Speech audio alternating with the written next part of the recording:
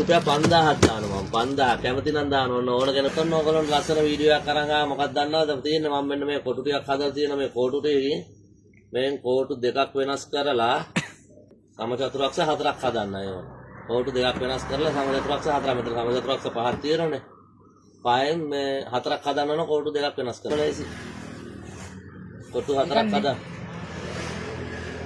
එකක් හිටු වෙනවා. ඔව් ඉතින් බෑ නේද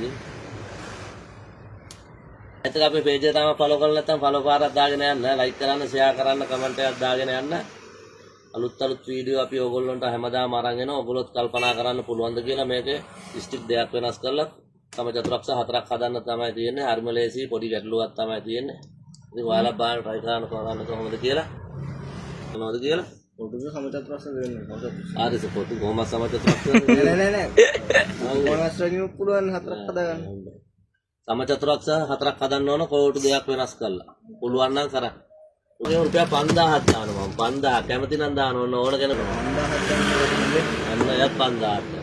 බලමු ඔයාලට පුළුවන් පේජ් එක ෆලෝ කරන්න අමතක කරන්න එපා අනිවාර්යෙන්ම. ෆලෝ පාරක් දාගෙන යන්න. තා පොඩ්ඩක් කල්පනා කරා නම් පුළුවන්. තව කවුද ඉන්නේ දාන්න. සල්ලි නායකද චෙක් එකකට දෙමුද?